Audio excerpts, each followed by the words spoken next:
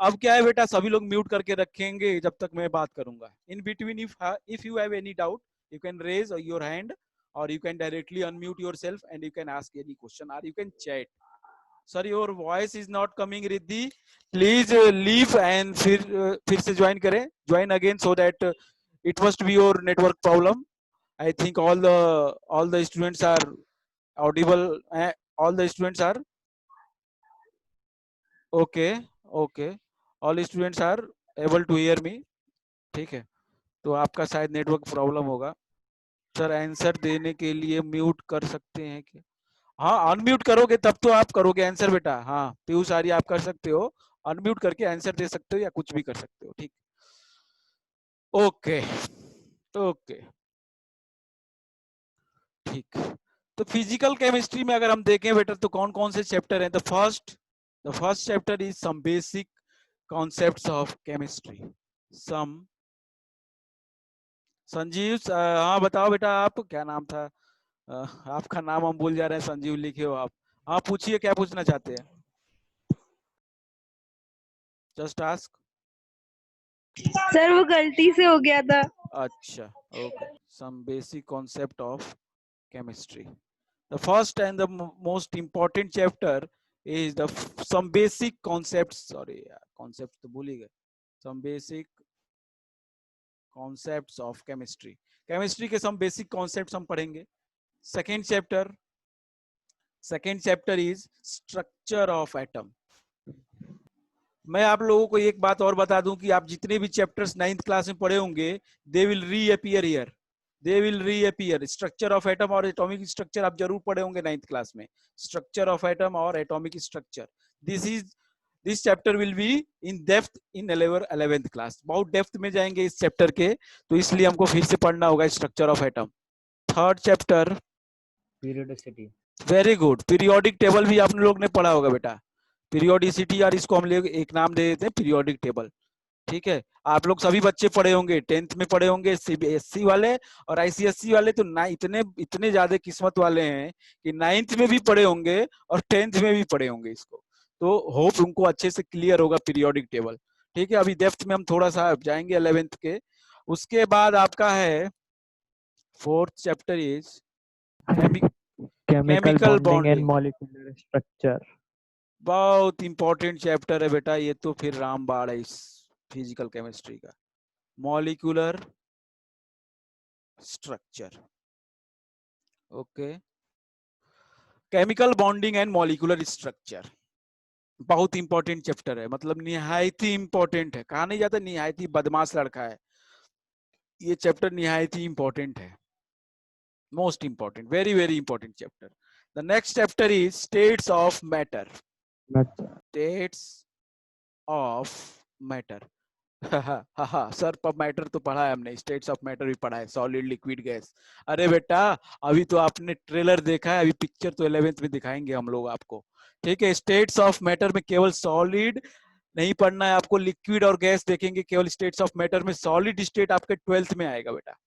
ठीक है, 6th chapter in we are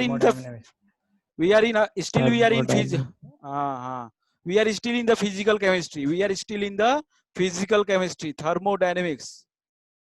अरे बाबा ये तो ऐसा चैप्टर है कि क्या बताया जाए. बहुत बड़ा चैप्टर है, बहुत टाइम लेगा, बहुत कॉन्सेप्चुअल चैप्टर है. और the same chapter is in your physics subject in your 12th class. Same chapter thermodynamics. Okay, लेकिन बेसिकली अब अंतर क्या है, हम लोग केमिस्ट्री में जो पढ़ते हैं that is thermochemistry. That is basically thermodynamics नहीं है, दैट इज थर्मोकेमिस्ट्री. और हम लोग जो पढ़ेंगे in physics that is basically thermodynamics. Okay, लेकिन हम लोग पढ़ेंगे पूरा कॉन्सेप्ट केमिस्ट्री में भी. Okay, 7th chapter is chemical equilibrium. Chemical equilibrium. आप लोगों ने केमिकल इक्वेशन पढ़ा होगा बेटा. केमिकल इक्वेशन एंड रिएक्शंस पढ़ा होगा, सीबीएसई वालों ने भी पढ़ा होगा, आईसीएसई वालों ने भी पढ़ा होगा केमिकल रिएक्शन. ओके, तो आप लोग केमिकल इक्विलिब्रियम अब पढ़ना है हमें अपने किसमें, अपने 11th में. तो ये आप अगर एनसीईआरटी देखोगे तो ये पहली किताब, 2 किताबें हैं आपकी केमिस्ट्री की। This is the part 1 which contain this all these chapter which contain all these 7 chapter in the part 1। तो ये एक पार्ट 1 बुक है, इसमें केवल और केवल फिजिकल केमिस्ट्री। इसके बाद आपको जो पढ़ना है बेटा, ये गलत हो गया, ये इसके अंदर में नहीं है, ये सारे फिजिकल केमिस्ट्री के अंडर में है। इसके बाद हम पढ़ेंगे इनऑर्गेनिक केमिस्ट्री में आपके, और इनऑर्गेनिक केमिस्ट्री में हाइड्रोजन, हम बता दें आपको, तो इनऑर्गेनिक में जो हम पढ़ेंगे थोड़ा सा redox reaction, जल्दी करेंगे, ताकि आप लोग कहोगे कि सर आप तो चैप्टर गिना रहे हो, पढ़ा तो कुछ रहे नहीं, तो कहोगे कि नहीं कहोगे। तो इनऑर्गेनिक में, इनऑर्गेनिक मैं बस आइडिया दे रहा हूँ आप लोगों को कि कितना ज्यादा आपको पढ़ना है, तो आपको टाइम वेस्ट अब करना नहीं है, ठीक है। कोरोना आ गया इसका मतलब ये नहीं है कि टाइम वेस्ट करना है, जब स्कूल खुलेगा तभी पढ़ाई करेंगे ना। इनऑर्गेनिक केमिस्ट्री में आपको सबसे पहला चैप्टर पढ़ना है redox reactions, very good, redox reactions. Redox reactions भी आपने पढ़ा है बेटा, ऐसा नहीं है। रिडॉक्स मतलब कि रिडक्शन भी है उसमें, ऑक्सीडेशन भी है। This both type of reaction you have studied in your class 9th and 10th, reduction and oxidation, and instead you have also studied this redox also, okay, जिसमें दोनों होता है। In the same reaction, reduction and oxidation takes place. The second chapter in the inorganic is hydrogen, hydrogen के बारे में हम लोग पढ़ेंगे। We'll all study about hydrogen atom, okay, बहुत वर्सेटाइल कहा जाता है इसको, बहुत इंपॉर्टेंट एलिमेंट है। Third chapter in inorganic is S block element, S block elements, okay. Then sir, after it is related to Abbe principle, no? Aufbau principle हम लोग structure of atom में ही पढ़ लेंगे बेटा। Will all study in the structure of atom, Aufbau principle, Hund's rule, बहुत सारे rule. Structure of atom is very large chapter, बहुत लंबा चैप्टर है, इतना लंबा है कि उसमें it will take almost 15 to 20 days to complete this structure of atom, at least कम से कम अगर हम लोग थॉरोली पढ़ेंगे तो it will take at least 50 to 20 days। तो बिल्कुल टाइम वेस्ट करने का तो हमारे पास टाइम ही नहीं है। Chemical bonding and molecular structure लेगा आपको कम से कम 20 to 25 डेज, ठीक है, बहुत टाइम लगने वाले हैं इन सब चैप्टरों में। 11th class is most important class, बहुत इंपॉर्टेंट है केमिस्ट्री के रेस्पेक्ट में, क्योंकि 12th पूरा एप्लीकेशन पार्ट है बेटा। तो बिल्कुल मजाक में लोगे तो फिर मजाक बन के रह जाओगे। तो इस बात को मजाक में मत लेना कि 11th की केमिस्ट्री आसान है या फिजिक्स भी आसान है, नहीं। 11th ही खेल है, 12th तो बबुआ है फिर, अगर 11th में समझ में आ गया तो। Then after S block will study what, will study P block, P block, we will study p block elements, we will study what, p block elements। p block में पूरा नहीं पढ़ना है हमको, p block elements। अच्छा, s block में बेटा आप लोग कोई बताएगा क्या? Any one of you please answer me that. s block में पीरियोडिक टेबल तो आपने पढ़ा है सभी ने, s block में कौन सा ग्रुप आता है? alkali metals, alkali and alkaline group number which one and which one? group number 1 element, Group number 1 and group number 2, very good, very good, very good। Piyush and Kailash, you both of you, Anshika you also have given answer। आप लोग बेटा बाकी लोग chat में दे सकते हैं, you all are very welcome to give your answer so that I can identify कि कौन कौन से बच्चे क्या क्या जवाब दे पा रहे हैं, ठीक है। Very good, very good. तो मेरे को एस ब्लॉक में ग्रुप 1 भी पढ़ना है। टोटल कितने ग्रुप्स हैं?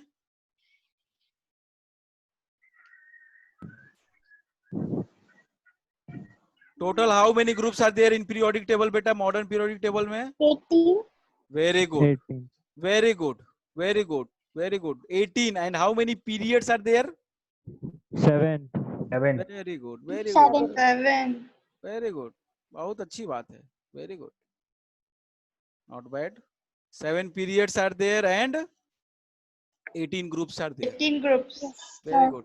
तो ग्रुप नंबर 1 और group number 2 are called S block elements. आप में से कोई बताएगा मेरा बेटा क्यों इसको एस ब्लॉक कहते हैं? Any one of you, any one of you, एक कोई भी बच्चा बता देगा, मैं इतना खुश हो जाऊंगा कि आज आप लोग की ऐसी चीज बताऊंगा जो आप कहोगे कि सर आज की क्लास अगर हम किए नहीं रहते तो शायद हम ये सुन भी नहीं पाते, ये वाली चीज जो आप बता रहे हैं। तो जल्दी से अगर कोई बताना चाहे तो बेटा बता सकता है, any one of you, just Sir, try. because they are solid at room temperature. No, this is not reason, but actually they are solid at room temperature. But what is reason behind this, that they are known as S block? Sir, they have low ionization enthalpy. It is also correct, beta. It is also correct. It is, this is the both of you have given me the answer that are the properties of S block. That is, I am asking what is the reason that they have got this name S block. S block क्यों नाम पड़ा इनका? That I am asking. That I am trying to ask you. Okay. तो आप लोग अगर कोई जानता है तो all are बेटा एलुगा 19 ये क्या है? इलेक्ट्रॉनिक हाँ सर, हाँ, इलेक्ट्रॉनिक कॉन्फ़िगरेशन में एस 2 इलेक्ट्रॉन ये लोग लूज कर सकते हैं। एक मिनट, एक बच्चा एक बार में। हाँ बेटा क्या कह रहे हो? पीयूष आर्या, वेरी गुड, बताइए क्या कह रहे हैं? सर कि जो आउटर मोस्ट इनका इलेक्ट्रॉनिक कॉन्फ़िगरेशन होता है वो उसका लास्ट जो ब्लॉक रहता है वो एस रहता है। Very good, you need a clap, you need a clap, everyone please clap for him. बहुत अच्छी बात है, बहुत अच्छा आंसर दिया। दे दो तो ताली, आपको भी मिलेगा कभी। नहीं दे रहे बाकी बच्चे, दे 2 तो दो। इलेक्ट्रॉन तो सर ये लूज कर देगा ना। अरे रुक तो जाओ, पहले ताली तो दो बच्चे को, पीयूष को। काफी अच्छा के आंसर। लिए ताली। हाँ सभी लोग कृपया ताली बजा दे बच्चे के लिए। अरे यार क्या है, मतलब अप्रिशिएट भी नहीं करते आप लोग हैं जो बच्चा इतना अच्छा आंसर बताया। Please clap. चलो कोई बात नहीं, हम बजा देते हैं बेटा। Very good, very good, very good. क्या है बेटा, आपने जो बताया बिल्कुल सही बताया, एकदम सटीक बताया बिल्कुल आपने। ठीक है, आप कहाँ से पढ़े इसको बेटा? खुद से पढ़े कि? हाँ सर, सर ये मैंने वो स्टार्टिंग कर दी थी इस चैप्टर की एनसीईआरटी से, तो रिकॉग्नाइज था। ये चैप्टर थोड़ा खत्म हो गया था मेरा एनसीईआरटी से। अच्छा, very good, very good, very good, बहुत अच्छी बात है बेटा, बहुत अच्छी बात है। तो ठीक है, म्यूट कर ले बच्चे, म्यूट कर ले आप सभी लोग। बहुत अच्छी बात है। Excuse me sir. हाँ बताइए सर, एक बार आप रिपीट कर दीजिए। यही जो बोला, समझ में नहीं आया। ना ना ना ना, हम Yes, रिपीट sir. करेंगे। I will repeat it, I will repeat it, definitely I will repeat it बेटा। देखिए म्यूट कर लें सभी लोग, जस्ट म्यूट योरसेल्फ। ओके, तो जो पीयूष ने बोला, पीयूष ने क्या बोला? पीयूष ने ये बोला कि जो लास्ट, हाँ बेटा ताली दिख गई, ताली दिख गई। अब जो पीयूष ने बोला, क्या बोला कि जो इलेक्ट्रॉनिक कॉन्फ़िगरेशन आप लोग को पता है बेटा? Yes sir. इलेक्ट्रॉनिक कॉन्फ़िगरेशन हम सीखेंगे, कोई बात नहीं। आप लोग ये लिखे होंगे सोडियम का 281, आप लोग ये लिखे होंगे, पढ़े होंगे, लेकिन इसके पीछे रीजन नहीं जानते हो कि ये आया कहां से 281, फ्रॉम विच इट केम, मतलब फ्रॉम वेयर इट केम, ये आप नहीं जानते हो कि ये आया कहां से 281। आपको बस बता दिया गया, आपके बुक में लिखा था, आप लोग पढ़ लिए। आपको बोला गया कि मॉडल नहीं दिया मैंने। आपने बोला कि 2,6 ऑक्सीजन का, वेरी गुड, आपने सब पढ़ लिया। लेकिन आपको ये पढ़ना है डिटेल्ड में आपके 11th क्लास में। तो लेट बेटा, ये जो लास्ट इलेक्ट्रॉन, अभी के लिए मैं बस इतना ही बताऊंगा बेटा अंशिका या सभी लोगों को, कि ये जो बच्चा ने बताया ये पढ़ लिया है इसलिए बता पाया इन्होंने। तो एक्चुअली उतने के लिए हमको पढ़ाना पड़ेगा आपको। देखो एक्चुअली अभी के लिए मैं ये बताऊं कि ये जो लास्ट इलेक्ट्रॉन है, this last electron is coming in which orbital? Orbits के अंदर ऑर्बिटल्स होते हैं बेटा। अभी मैं आपको बिल्कुल कंफ्यूज नहीं करूंगा, हाँ मैं बिल्कुल कंफ्यूज नहीं करूंगा, लेकिन आप लोगों को मैं जरूर बता के रखूंगा कि ऑर्बिट्स हम लोग ने पढ़ा है, के एल एम एन, पढ़ा है ये O Yes, K sir. L M N O P Q Q तक जाता है ये अभी तक के Yes, sir. साइंटिस्ट रिसर्च के अनुसार ये Q तक जाता है 7 तक। चलो कोई बात नहीं, अपन 4 तक ही लिमिट रखते हैं अपने आप को। हम लोग अपने आप को 7 नहीं 7 तक नहीं जाते, हमारी पढ़ाई जो 11 12 की है इन चारों में ही निपट जाती है, ठीक है। लेकिन इन चारों के अंदर भी कुछ होता है, इन चारों के अंदर के भी कुछ होता है, सब वो shells हम होते हैं. हाँ वो हमको पढ़ना है 11th में। उसमें इलेक्ट्रॉन जाता है, इन दैट ऑर्बिट के अंदर ऑर्बिटल्स होते हैं, in that the electron is actually electrons are residing there. Okay, तो ये लास्ट इलेक्ट्रॉन जिस ऑर्बिटल में जाएगा उसके नाम के ऊपर उसका ब्लॉक होता है। सपोज दैट आप लोग में से कोई ना कोई झांसी में किसी सोसाइटी में जरूर रहता होगा बेटा, जरूर रहता होगा कोई ना कोई किसी सोसाइटी में, जैसे रॉयल सिटी है या अंसल है या कई सारी सोसाइटीज हैं, ठीक है। तो उन सोसाइटीज में ब्लॉक्स होते हैं, आपको पता होगा ए ब्लॉक, ठीक है, बी ब्लॉक, ठीक है, ऐसे करके ब्लॉक्स होंगे, सी ब्लॉक, डी ब्लॉक, ऐसे ब्लॉक्स होते हैं। तो आप लोग अपना एड्रेस बताते हो ना कि हम यहाँ पे इस मतलब उस सोसाइटी में हम ए ब्लॉक में रहते हैं। In that way, in the same way we are also giving the address of the electron where it is residing in this atom, where it is actually residing in that atom, and that is nothing but the block, that is nothing but the block, okay, that is nothing but the block. तो s block वो elements होते हैं, in these for these elements the last electron, the valence electron comes in this orbital, S orbital. अभी के लिए आपको इतना ही मैं बताऊंगा बस, नहीं तो इससे ज्यादा बताऊंगा बेटा तो आप कंफ्यूज हो जाओगे। तो that will cover in our main chapter. Okay, आप अभी तक इतना समझो, होप आपको ये समझ में आया होगा। अंशिका, इज इट क्लियर और not? Anshika, is it clear? चलो ठीक है, होप आपको क्लियर हो गया। Let give me a thumbs up to me so that I can understand that you all have got what I am trying to say. Okay, Redmi आपका नाम क्या है बेटा? रेडमी जो लिखा है बेटा, आपका नाम क्या है? Just tell me your name. चलिए कोई बात नहीं, शायद आपको अपना नाम नहीं बताना होगा, कोई बात नहीं, चैट में भेज रहे। ठीक है, सो इसको हटा देते हैं, हटा देते हैं इसको, इसको भी रहने देते हैं इसको। तो चलिए ठीक है। अब पी ब्लॉक, एस ब्लॉक में group 1 group 2, in the same way P block में भी कुछ एलिमेंट ग्रुप होते हैं, and that are the group number 13 boron to family. group number 18. 18. This total is known as P block. This total is known as P block. This total is known as P block elements. Okay.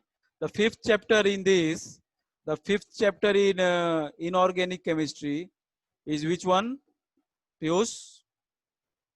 Organic chemistry. अच्छा ठीक है, तो अब हमारी inorganic खत्म हो जाती है, अब हम लोग को पढ़ना होता है ऑर्गेनिक। सम 5वां है बेसिक प्रिंसिपल्स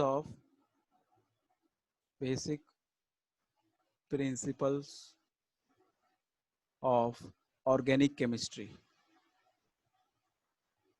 लेकिन मेरा नाम प्रदीप सिंह, मैं आप लोगों को केवल यहीं तक नहीं रोकूंगा, ना ना ना ना, यहां तक नहीं रोकेंगे जो आपके बुक में दिया है। हम लोग पढ़ेंगे जनरल ऑर्गेनिक केमिस्ट्री, GOC, बहुत इंपॉर्टेंट है अगर आपको 12th की केमिस्ट्री समझनी है तो।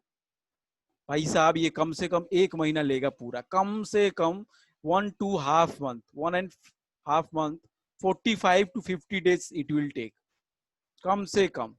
और इसको इतने अच्छे से हम लोग करेंगे कि एक बार दिमाग में घुस जाएगा, कंठस्थ हो जाएगा। when you will get a depth concept, a deep concept of this chapter, तो आप चुटकी में मैकेनिज्म करोगे, चुटकी में ऑर्गेनिक के रटना पड़ेगा अगर नहीं समझ पाए तो। इस बात की विश्वास मानो, आपको रटना पड़ेगा कि अगर आप इस चैप्टर को समझे नहीं तो, ठीक है। और इतना बुरा रटना पड़ेगा ऑर्गेनिक कि मतलब दिमाग भन्ना जाएगा आपका, मैं बताऊं तो दिमाग एकदम खराब हो जाता है ऑर्गेनिक में अगर आपको रटने के पीछे जाओगे। तो हम समझेंगे इसको, चैप्टर को, बहुत इंपॉर्टेंट चैप्टर है। तो this is all about your 11th class chemistry. Okay, तो अभी आज हम लोग स्टार्ट करते हैं some basic concepts of chemistry. Okay okay, will all start some basic concepts of chemistry. तो जैसा कि मैं कल बताया था आप लोगों को, कुछ मैं 10th के पॉइंट्स, 10th की क्लास के रिव्यूज दिया था। बेसिकली आपको जब some basic concepts of chemistry जो चैप्टर है, इसमें पढ़ना ही यही है, बिल्कुल बेसिक चीजें ही पढ़नी है, बिल्कुल basic. Chemical laws. Let me give कि क्या क्या पढ़ना है हमको। सम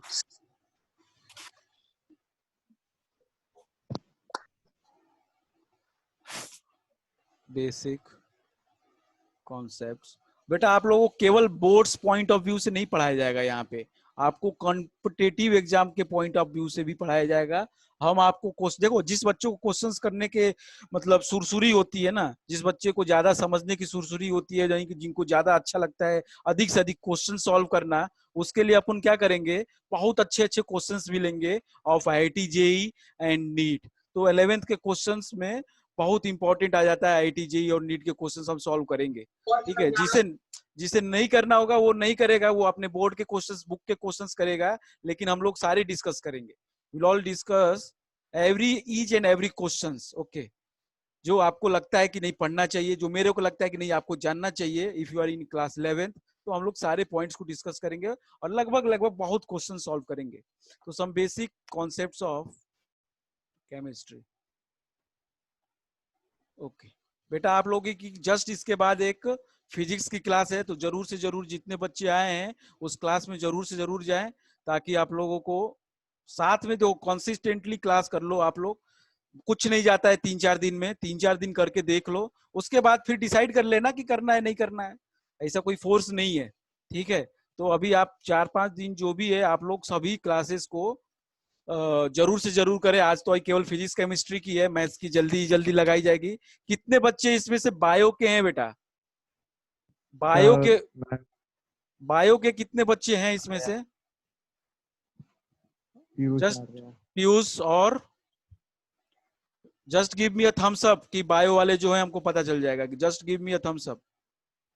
अमृता, पीयूष और anyone else? Anyone else? Krishna, आप मैथ्स के ही हो, बहुत लेट आए कृष्णा आप, क्या है बच्चा? हाँ, अंशिका दुबे, 3 बच्चे बायो के हैं। अलीशा मैथ की हैं। ठीक है, नैन्सी आप?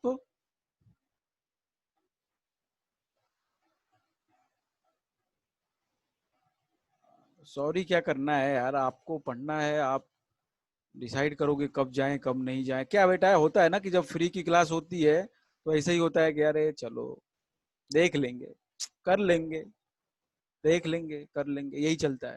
तो वो नहीं चलना चाहिए। देखिए, अगर आपके लिए कोई टीचर मेहनत कर रहा है तो आपको ऑनेस्टली कुछ दिन तो देना ही चाहिए। हमारी बात समझ के आप दे तो आपको डेफिनेटली कुछ तो फायदा होगा। ऐसा नहीं होगा कुछ सीखोगे नहीं 4 दिन में या 5 दिन में, ऐसा ऐसा हो ही नहीं सकता। कुछ सीखोगे नहीं, सीखोगे जरूर। तो टाइम पे क्लास में आओ और ऑनेस्टली पढ़ाई करो 4-5 दिन, तब आपको देखेगा कि नहीं सर, आज हमने 5 दिन में कुछ तो सीखा है। ठीक है, तो let's start some basic concepts of chemistry में। सबसे पहले मैंने कल बताया था आप लोगों को, केमिस्ट्री की डेफिनेशन बताई थी बेटा। तो आप लोगों ने स्टेट ऑफ मैटर पढ़ा होगा, सॉलिड, लिक्विड एंड गैस। बेटा म्यूट कर लें, कौन है ये? कौन है? कौन है? बेटा म्यूट कर लेना आप सभी लोग, आपकी सराउंडिंग्स की आवाज आती है जिससे डिस्टर्ब होती है क्लास, पता है आपको। तो प्लीज म्यूट करके रखा करें जब तक आपको बोलने की कोई जरूरी बात ना हो, जब तक तब तक। ओके, जो मैथ्स वाले हैं मैथ्स में रहेंगे, ठीक है, गोरी, वेरी गुड। तो दोनों की क्लास अरेंज की जाएगी, मैथ्स और बायोलॉजी वाले की। तो परेशान नहीं होना है, बस करना है। तो some basic concepts of chemistry में मैं बताऊं तो आप लोग को ये बताओ कि बेटा आप लोग को स्टेट्स ऑफ मैटर पढ़ा था, solid, liquid gas, liquid and gas. ये तीनों आपने स्टेट्स पढ़े हैं, बिल्कुल अच्छे से पढ़े हैं। और चौथा और पांचवा भी पढ़ा होगा, डिटेल में नहीं पढ़ा होगा लेकिन पढ़ा तो जरूर होगा। Plasma. Plasma and bore. Good try करिए, आपके दिमाग में आ रहा है। सर प्लाज्मा तो, सर जो प्लाज्मा स्टेट रहता वो तो गैस का ही तो रहता है, गैस को जब हीट हो जाती जब ही तो प्लाज्मा बनता। हाँ लेकिन स्टेट चेंज कर लेता है अपना बेटा, वो अलग स्टेट में आ जाता है। दैट अच्छा, इज द ठीक है। प्लाज्मा। वो हम डिटेल में हमको अभी नहीं, वो तो अंडर रिसर्च टॉपिक है, तो आपको हमको उतने डिटेल में पढ़ना भी नहीं है, तो उसमें जाना की बात नहीं है। तो लेकिन चौथा और पांचवा जो था plasma and BEC, Bose-Einstein matter, BEC Bose Einstein condensate, Bose Einstein condensate, आप लोग ने सुना होगा इसके बारे में जरूर। ठीक है, कोई दिक्कत नहीं। एक इंडियन साइंटिस्ट और एक अल्बर्ट आइंस्टाइन, इन दोनों लोगों के नाम के ऊपर है ये, Surendra Nath Bose, Satyendra Nath Bose and Albert Einstein, ये दोनों लोग के नाम पे ये रखा गया। अच्छा, वो हमारा मैटर ऑफ डिस्कशन नहीं है। Matter of discussion is this, solid, liquid and gas. अब बेटा मेरे को बताओ जरा, बच्चों वाली चीजें तो हम लोग ने पढ़ ली थी, अब मेरे को जरा ये बताओ कि सॉलिड लिक्विड गैस में, सॉलिड जो होता है उसमें जो मॉलिक्यूल्स होते हैं, if you talk about the molecules and the atoms, they are very closer to each other, they are tightly packed. जल्दी जल्दी रिवाइज करेंगे, वेरी वेरी वेरी फास्ट, बहुत जल्दी जल्दी रिवाइज करेंगे, सब चीजें आपको आती हैं। ठीक है, आप कहोगे कि सर वही चीजें पढ़ा रहे जो हमको आती हैं, नहीं हम नहीं पढ़ाएंगे, जस्ट हम रिवाइज करा रहे हैं। सॉलिड क्या होते हैं बेटा? सॉलिड होते हैं कि जिसमें मॉलिक्यूल्स या एटम जिससे मिलके वो मैटर बना है, जिस मैटर की एक स्टेट है, this is a condition of that matter. These are basically nothing but states of the matter. States मतलब क्या होता है बेटा? Condition. This is condition of the matter. In which condition it is? Condition of matter. Definite volume, definite shape. Very good, very good. वो तो एक condition है. That condition is known as solid. In which condition it is solid? In this what happens? The atom or molecule basically of which this solid is made up of. The ध्यान से सुनना. The atoms and the molecules of which this solid is made up of, they are very very closer to each other. They are very very closer to each other. These atoms and molecules are tightly packed. These are tightly packed. तो क्या होता है इनके बीच में? तो intermolecular force of attraction होता है, that is very very high, and due to which the intermolecular distance or intermolecular space is very very low. ठीक है, ठीक है। लिक्विड के केस में थोड़ा सा ज्यादा होता है, there is little bit space between the molecules और एटम्स, जो थोड़ी थोड़ी दूर होते हैं। In the gas they are very much farther away from each other. ठीक है, सॉलिड के केस में, in the case of solid, अगर आप बताएं मेरे को, in the case of solid बेटा, सॉलिड के केस में डेंसिटी क्या होती है? अगर कंपेयर करें तीनों की डेंसिटी, तो क्या होता है सबसे ज्यादा density? Highly dense. Highly dense, very good. It is solid is की डेंसिटी सबसे ज्यादा होती है। In the if you are fixing the what is density, basically density is nothing but mass per unit volume. Density is nothing but mass per unit volume.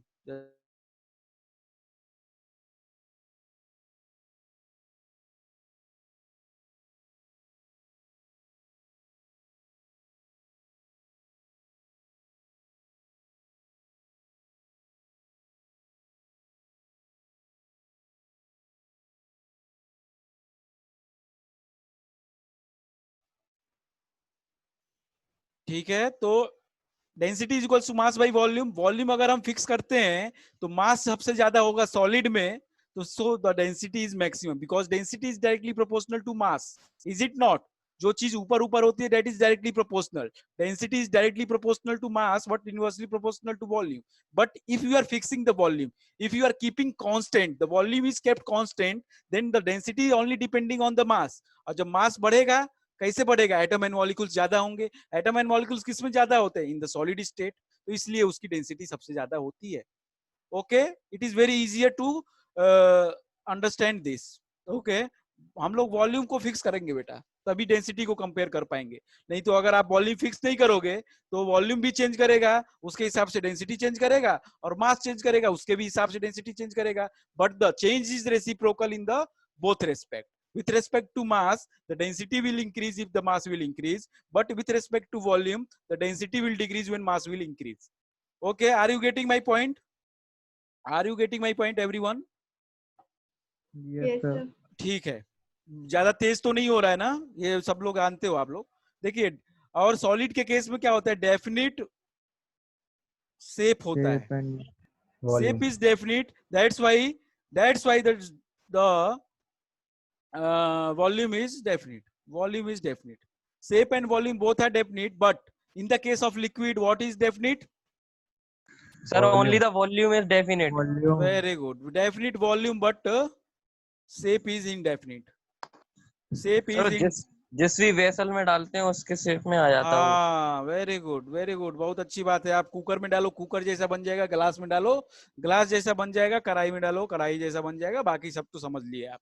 ठीक है, जिसमें डालोगे उसका शेप ले लेता है, मीन्स वो बहुरूपिया है भाई साहब. वो शेप बदलता रहता है, अपना शेप बदल देगा. कौन? Liquid. But in the case of gas, nothing is fixed. Both are indefinite. वो तो बीच का है. Volume और Both are indefinite. Indefinite shape and indefinite. Indefinite volume. Both are indefinite. Okay. अगर कंप्रेसिबिलिटी का फैक्टर भी आपने पढ़ा होगा, कंप्रेसिबिलिटी. हाँ सर, पढ़ी है. Yes sir. कंप्रेसिबिलिटी सबसे ज्यादा किसमें होती है बेटा? Solid. गैस यही तो गैस की कंप्रेसिबिलिटी होती है बेटी, very high. The gases are very high compressible and they are in fact इतने compressible होते हैं कि they can be changed to the liquid state when they are compressed under high pressure. जब हम उनको बहुत हाई प्रेशर में compress करते हैं तो they get convert into gaseous to liquid state. तो very high. सर जब कंप्रेस करते हैं तो उसका टेम्परेचर कम रहता होगा ना? देखो, दोनों कंडीशन होती है बेटा. आप टेम्परेचर चेंज नहीं करना है आपको, लेकिन एक कंडीशन होती है कि जिसमें हम क्या प्रेशर हाई करें और टेम्परेचर को लो रखें. तो उस केस में जो गैस है वो आसानी से लिक्विड में चेंज हो जाता है. ठीक है, very high compressibility is very high. आप लोगों के घर में एलपीजी आता होगा, तो एलपीजी का फुल फॉर्म ही होता है लिक्विफाइड पेट्रोलियम गैस. तो वो गैस है जो कि लिक्विफाई कर दी गई है. ओके. तो एंड द सेकेंड, लिक्विड के केस में दे आर लिटिल और almost they are almost incompressible. Almost, थोड़ा थोड़ा है at the some fixed point of temperature and pressure. अगर हम देखेंगे वाटर के केस में प्रेशर बहुत लो कर दें, टेम्परेचर बहुत लो कर दें, तो वहां पे वो कंप्रेसिबल हो जाता है. तो almost very low compressibility, slightly compress कह सकते हैं. Almost very low compressible. बहुत ज्यादा, इतना ज्यादा है होता है कि मतलब क्या ऑलमोस्ट हम इसको इनकम्प्रेसिबल ही कहते हैं. और ये तो निहायती क्या है, लिस्ट है. ये तो इनकम्प्रेसिबल डायरेक्टली बोल देते हैं हम लोग इसको कि ये कंप्रेस तो हो ही नहीं सकता. They are incompressible in nature. Okay then please everyone, अगली क्लास आपकी लिंक पहुंच चुकी है. जस्ट आप लोग ट्रांसफर करें अपने आप को फिजिक्स की क्लास में. कल फिर मिलते हैं बेटा. सभी लोग मेरे को मिलने चाहिए कल की क्लास में. फिर से हम लोग कल आगे बढ़ जाएंगे. हम लोग ये चैप्टर में आ जाएंगे अपने. और क्या है, डेमो है, इसलिए मैं मेन चैप्टर में नहीं आ रहा हूँ. अगर इसलिए नहीं आ रहा हूँ क्योंकि अगर बाद में कोई बच्चा आएगा तो वो ये कहेगा कि सर हमको छूट गया, ये हो गया. तो basically we are getting some concepts, जो कॉन्सेप्ट्स हम लोग को जानने चाहिए before getting into depth of the class 11th chemistry. Okay, तो हम लोग कल फिर मिलते हैं. ओके बेटा, Thank you, sir. ओके बेटा, goodbye. Have a nice day, sir. Okay बेटा, थैंक यू.